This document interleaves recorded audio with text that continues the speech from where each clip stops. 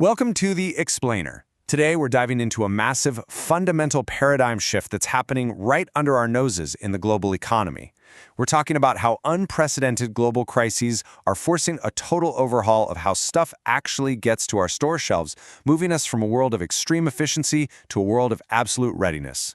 Have you ever wondered why a single stuck ship halfway around the world, or maybe just a localized storm, can suddenly leave the shelves at your local grocery store completely bare? It sounds kind of crazy, right? But it perfectly exposes this incredibly fragile domino effect in our modern global supply chain. When just one piece falls, well, the whole perfectly balanced system can come crashing down. So, here's our roadmap for today. We're going to cover the efficiency trap, what happened when the world stopped, the Red Sea choke point, shifting to just in case, and finally, building the resilient future. Section 1. The efficiency trap. We're looking at the rise and the hidden fragility of lean manufacturing. For decades, the undisputed king of the manufacturing world was the just-in-time model, or JIT. Toyota actually pioneered this back in the 1950s, and it was a brilliant strategy designed to completely eradicate waste. The ultimate goal? Bring in the right raw material in the exact right quantity at the exact right time. You manufacture goods exactly when they're needed, nothing more, nothing less. And honestly, it gave us incredibly cheap goods because it eliminated the massive cost of storing excess inventory. But there was a major catch. It fundamentally relied on a perfect, uninterrupted world. Think about how tightly packed those supply dominoes really are. Suppliers deliver exactly what is needed, pushing raw materials directly onto the production line. With zero excess, it moves straight through quality control right to the customer. There's absolutely no buffer for errors here. No waiting time, no backup inventory. If a supplier is even a little late or a truck breaks down on the highway, production just stops. The efficiency is off the charts, but the fragility? It's completely undeniable. Section 2. When the world stopped. Let's look at how a global pandemic absolutely broke that perfect system. So the COVID-19 pandemic triggered these global lockdowns, and they completely shattered that just-in-time illusion. Because auto manufacturers didn't hold extra microchips. They relied strictly on JIT. When factories in Asia shut down, global auto assembly lines literally ground to a halt. Suddenly, you couldn't buy a new car or even a PlayStation 5, no matter how much you were willing to pay. This total lack of safety stock created a massive global backlog of orders, and the numbers from our sources are just staggering. The manufacturing sector faced a $110 billion loss, and global automotive exports plummeted by 16% in 2020 alone. Which brings us to a really crucial number, 60%.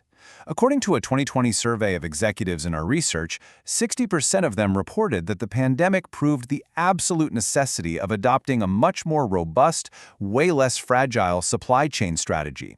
That old era of being lean and mean just wasn't viable anymore when the world became so radically unpredictable. Section 3. The Red Sea choke point. This is about when distance suddenly becomes a massive liability. This really drives home the geographic vulnerability of global trade. The traditional maritime route relies heavily on the Suez Canal. It's a critical artery that handles nearly 12% of all global trade. But starting in late 2023, armed attacks in the Red Sea forced major carriers to detour entirely around the Cape of Good Hope, all the way at the bottom of Africa. That single disruption added up to 4,000 nautical miles to the journey. Distance almost overnight became a massive liability. To put that into perspective, let's look at what that actually means for time. Through the Suez Canal, transit from Asia to Europe takes roughly 26 days. But forced around the Cape of Good Hope, that spikes to 40 days. That's an extra 10 to 14 days of transit time. For an auto plant or an electronics brand running a just-in-time system with zero inventory buffer, a 2-week delay doesn't just slow things down, it completely halts production. And the financial impact? Just as brutal. There was a massive spike in costs. It's honestly like a jump scare for economists. In mid to late 2023, freight rates from Shanghai to Rotterdam hovered around $1,500 a container.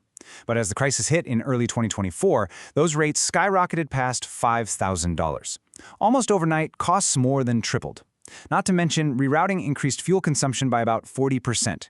The system was just fundamentally breaking under the pressure of all these cascading failures. Section 4. Shifting to just in case. Hoarding, diversifying, and localizing just to survive. The contrast between the old world and the new one is pretty stark. Just-in-time was lean. It was built for stable demand, and it was entirely efficiency first. But this new just-in-case model, it is all about safety stock. You hold extra finished goods, extra raw materials. It's kind of like the corporate equivalent of hoarding toilet paper back in 2020. You diversify your suppliers, so if one goes down, a backup immediately steps in. It's designed specifically for uncertain markets. Most importantly, the core philosophy flips from efficiency first to readiness first. And yeah, it absolutely costs more to hold extra stock and maintain backup machines, but it prevents the entire factory from going dark during a global emergency. We can actually see this readiness happening right now. When you look at the exact strategies companies adopted post-Red Sea crisis, route diversification makes up the largest slice at 35%. Companies are flat out refusing to rely on a single geographical path anymore. Right behind that is inventory buffering at 25%. That's that hoarding of safety stock we just talked about. But check out the rest. 20% are investing heavily in new tech, and another 20% are forming strategic alliances. They aren't just hoarding, they're actively re-engineering the entire way they operate. Section 5. Building the resilient future. Balancing efficiency with a whole lot of armor. Now, according to the research, the future isn't purely just in time, and it isn't purely just in case either. We are officially entering the era of the hybrid model. This is where Industry 4.0 technologies really step up. Companies are investing heavily in artificial intelligence, predictive analytics, and digital twins. These tools let supply chain managers simulate climate impacts, predict geopolitical bottlenecks, and decide dynamically exactly when it's safe to be lean and cost-effective, and exactly when they need to buffer their stock and activate those backup suppliers. And here's the coolest part. It's not just about defensive logistics, it's about sustainability too. Look at how every major recent crisis is actually driving sustainable innovation. Red Sea disruptions lead to longer lead times. Well, the response is finding alternative routes and using highly efficient navigation to save fuel. When a global energy crisis causes rising fuel costs, companies pivot to energy-efficient, multimodal transport. Pressure from climate change, the strategic response is adopting a circular economy and eco-friendly packaging. The incredible takeaway here is that building a resilient supply chain, one that can actually survive these massive shocks, is simultaneously accelerating the push towards greener, much more sustainable business practices across the globe. So, I'm going to leave you with this final thought. The era of incredibly cheap, hyper-efficient, next-day delivery was a luxury born of a perfectly calm world. But as we shift to this just-in-case hybrid model, resilience costs money. The ultimate question for all of us as consumers is this: are you willing to pay a little more at the checkout counter for a global system that doesn't completely break down the second a storm hits? Definitely something to think about the next time you see a fully stocked shelf.